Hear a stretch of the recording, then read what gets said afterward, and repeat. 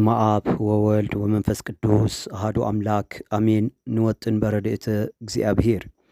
በአብ ስም ወላዲ በወልድ ስም ተወላዲ በመንፈስ ቅዱስ ስም ሰራጺ ዋላኳን አጠይቆ አካላት ነተሓደ ሰለስተ ሓድነቶም ንምርዳእ ሰለስቲኦም ሓደ ኢልና ንጅምር። እንዘ አሃዱ ሰለስቱ ወእንዘ ሰለስቱ አሃዱ ከም ዝበሉ 318 ኣብ ሃይማኖት አበው ዘሰለስቱ ምእት ምዕራፍ 19 ቁጥር 6 ዘሎ ቅድመ ዓለም መፍጣሩ ካብ አቦ ብዘያዶ ድሕሪ ዓለም መፍጣሩ ካብ አዶ ብዘያቦ ካብ እኖና ቅድስት ድንግል ማርያም መውላዱ ክልተ ልደታት ጎይታናን መድሓኒናን ኢየሱስ ክርስቶስ ብክልተ ልደታት ንኣምን። ኣብ ሃይማኖት አበው ቅዱስ ሳዊሮስን ቅዱስ ባሲልዮስን ከም ዝበልዎ ካብ ኩሉ ቀዲምና ሃይማኖት ክንመሃር ይግባአና ከም ዝበሉ 318 ርቱዓን ሃይማኖት ኣቦታትና እቲ ሃይማኖት መሰረት እቲ ምግባር ድማ ስራሕ ወይም ህንፃ ስለ ዝኾነ ኣብ ቀዳማይ ቆሮንቶስ ምዕራፍ 3 ካብ ፈቅዲ 10-15 መሰረት ዘይብሉ ገዛ ወይ ህንፃ ዋላ እኳ ጠጠው ክብል እየ እንተበለ ብዘይ መሰረት ብባዕሉ ጠጠው ክብል ኣይኽእልን። ልክዕ ከምዚ ኩሉ እምነት ዘይብሉ ስነ ምግባር ምንም ትርጉም ዘይብሉን ብባዕሉ ጠጠው ኢሉ ትርጉም ዘለዎ ነገር ክኸውን ኣይኽእልን እሞ እቲ ምንታይ ትርጉም ዘለዎ መሰረት ወይ እምነት ስለ ዘይብሉ እዩ። መሰረቱን ህንፁን ዘይጸንዐ ገዛ ካብ ሌባ ኣየድሕንን። ቅኑዕ ዝኾነ ሃይማኖት ዘይብሉ ምግባር ወይም ስራሕ ድማ ክንዲ ዝበዝሐ ተበዝሐ ክንዲ ዝጸበቐ ተጸበቐ ካብ ናይ ኣጋንንቲ ፈተና ካብ ስጋዊ ጸላኢ ካብ ናይ ገሃንም ሓዊ ኣየድሕንን። ፍጹም ሃይማኖት ዘይብሉ ወይ ኣረማዊ ምዃን እዩ። ዘይኣመነ ዘይተጠመቐ ይኹነን ወይ ሲኦል ይፍረዶ ከም ዝበለ ቅዱስ ወንጌል ማርቆስ ኣብ ምዕራፍ 16 ህንፁ ዘይጸንዐ ገዛ ካብ ናይ ለይቲ ቁሪ ካብ ናይ መዓልቲ ሓሩር ኣየድሕንን። ስነ ምግባር ዘይብሉ እምነት ወይም ሃይማኖት እውን ካብ ናይ ኣጋንንቲ ፈተና ካብ ስጋዊ ጸላኢ ካብ ሓዊ ገሃነም ኣየድሕንን። ነፍሲ ዝተፈለዮ ስጋ ክንቀሳቐስ ስራሕ ክሰርሕ ክሓርስ ክኹስኩስ ክነግድ ክሽቅጥ ወዘተ ከም ዘይኽእል ኩሉ ስነ ምግባር ዘይብሉ እምነት ወይ ሃይማኖት እውን ንድውይ ክፍውስ ዝሞተ ከተንስእ ተኣምራት ክገብር እንተበለ ኣይከኣሎን።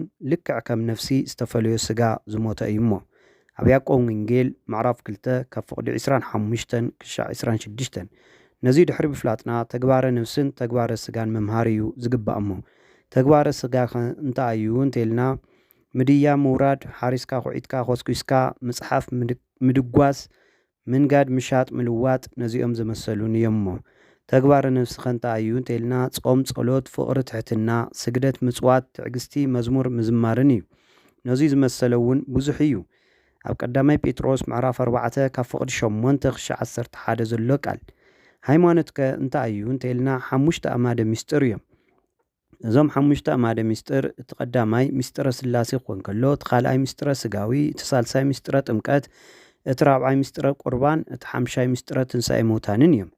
ሐዋርያ ቅዱስ ጳውሎስ እንግር 5 ቃላት ኣእማዲሃ ለቤተ ክርስቲያን ከም ዝበለ ኣብ ቤተ ክርስቲያን ግና ንኻልኦት ምእንቲ ክምህር ብቋንቋታት እልፊ ቃላት ካብ ዝዛረብ ብኣእምሮ 5 ቃላት ክዛረብ እፈቱ ኢሉ ኣብ ቀዳማይ ቆሮንቶስ ምዕራፍ 14 ካብ ፈቅዲ 19 ከም ዝተጻሓፈ ኣእማድ ወይ ዓምድታት ኢልዎም ዘሎ ልቢ ካብ ጥርጣረ ወይ ንፋቂ ብምድሓን ብእምነት ዘጽንዑ ስለ ዝኾኑ ኣዕማድ ወይ ዓምድታት ተባሂሎም። ዓምድታት ማለት ንሓደ ነገር ተሸኪሞም ብናይ ዘመኑ ቋንቋ ከም ኮለን ዝሽከሙ ማለት እዩ።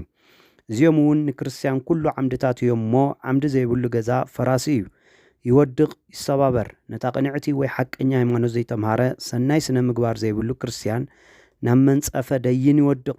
ብዘይ 5 ኣእማደ ምስጢር ኣብ ምድሪ ምንም ዝስራሕ ነገር የለን። መቅድመ ሃይማኖት ክሳዕ ኣብዚ እዩ እሞ ምዕራፍ 1 ምስጢረ ስላሴ ካብ ኩሉ ቀዲምካ ምስጢረ ስላሴ ክመሃሩ እዩ ዝግባእ።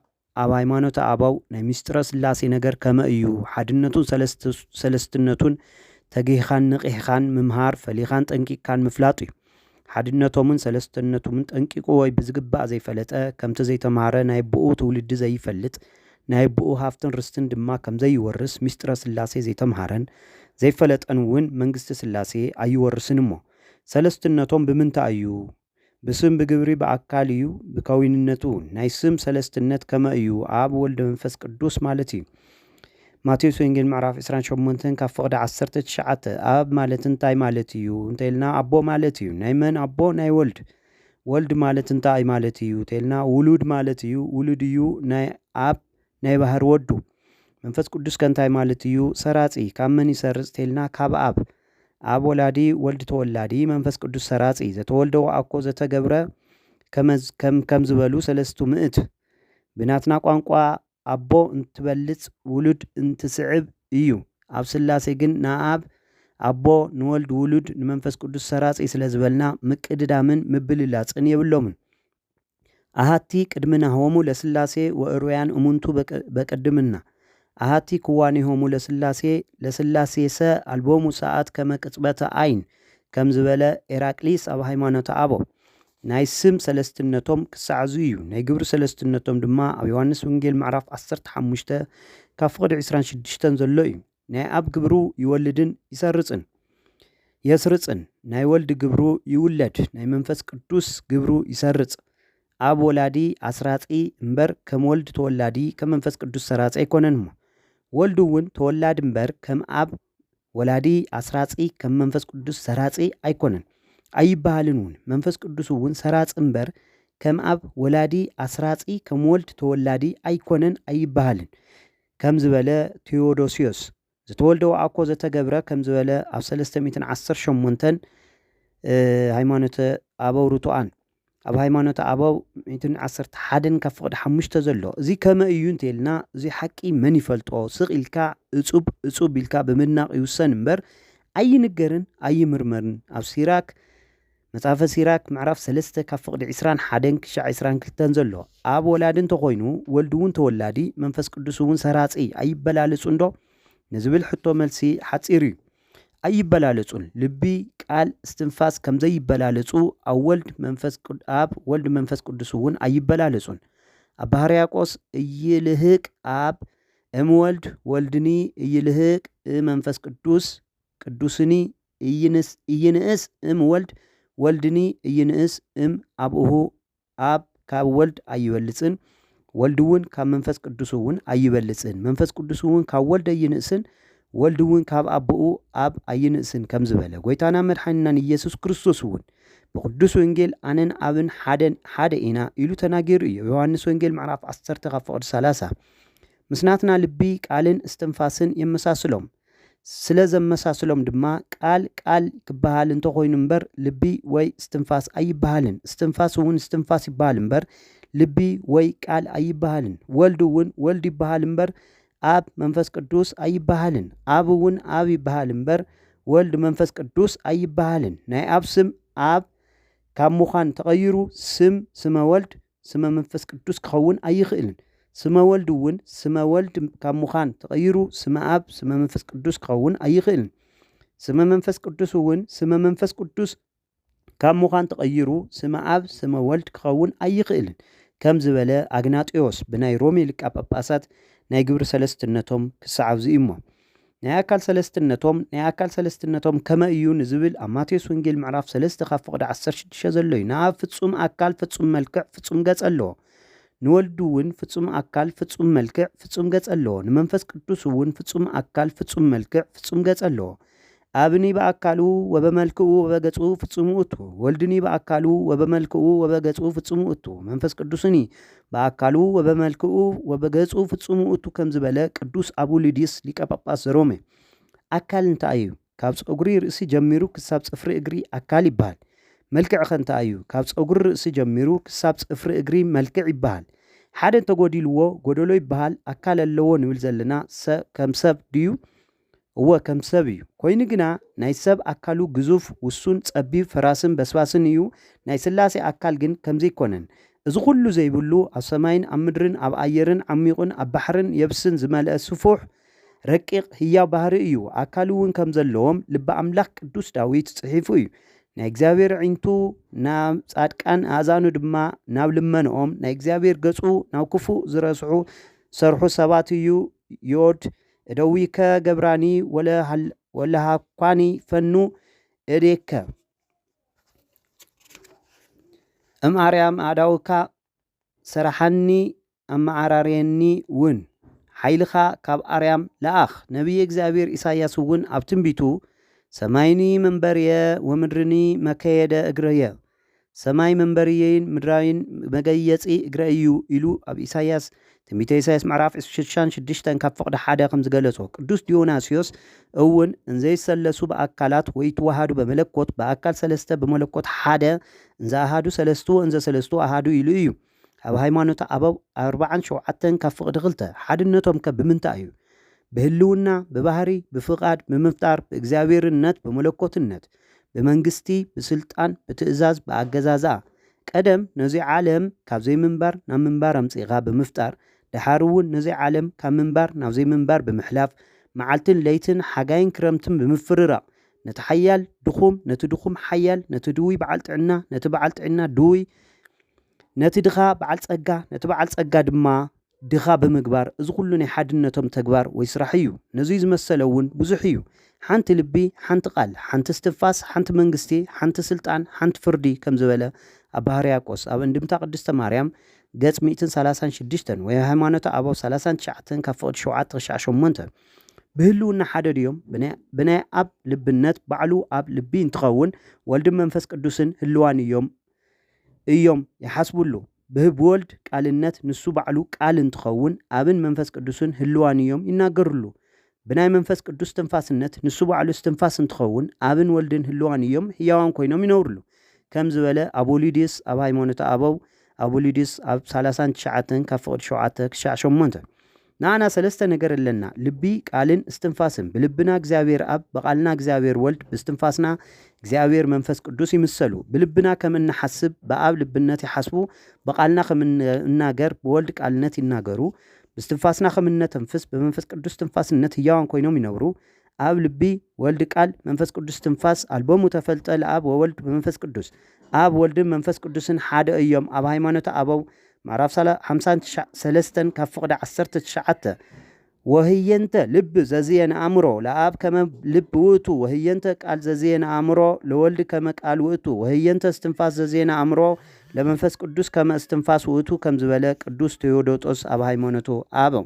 ንነፍስና ሰለስተ ነገር ኣለዋ ለባዊነት ነባቢነት ህያውነት። በለባዊነታ አብ ይምሰል በነባቢነታ ወልድ ይምሰል በህያውነታ መንፈስ ቅዱስ ይምሰል። እዚኣ እውን ሓንቲ ነፍሲ ትበሃል እምበር ሰለስተ ነፍሲ ከም ዘይትበሃል ኩሉ ስላሴ እውን ዋላ እኳ ንኣጠይቆ አካላት ብስም ብግብርን አካላትን ሰለስተ ስለ ዝበልና ሓደ አምላኽ ኢልና ንኣምን እምበር ሰለስተ አማልክቲ ኢልና ይንኣምንን።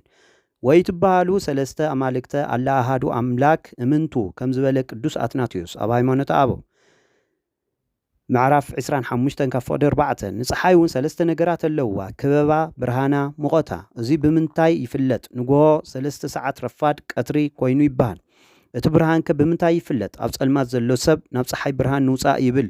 ሙቐት ብኸመይ ይፍለጥ? ዝቆረሮ ሰብ ፀሓይ ንጸለ ወይ ንሙቕ ይብል። ብክብነት ኣብ ብብርሃን ወልድ በሙቐት መንፈስ ቅዱስ ይምሰል። እዚ እውን ሓንቲ ፀሓይ ትበሃል እምበር ሰለስተ ፀሓይ ከም ዘይትበሃል ኩሉ ንስላሴ እውን ዋላ እኳ ንኣጠይቆ አካላት ብስም ብግብሪ በአካል በከዊንነት ሰለስተ ስለ ዝበልና ሓደ አምላኽ ኢልና ንኣምን እምበር ሰለስተ አማልክቲ ኢልና ኣይንኣምንን። በሓደ አምላኽ ንኣምን ከም ዝበሉ ሃይማኖት አበው 318 ሃይማኖት አበው። ወውስተ ፀሓይ ሴመ ጸላሎቶ ከም ዝበለ ልበ አምላክ ቅዱስ ዳዊት በመዝሙረ ዳዊት ምዕራፍ 19 ካብ ፍቕዲ 4 ኣብ ሕርያቆስ እውን ኣብ ፀሓይ ወልድ ፀሓይ መንፈስ ቅዱስ ፀሓይ አሃዱ እቱ ፀሓይ ጽድቅ ዘለኣለ ኩሉ ኢሉ እዩ።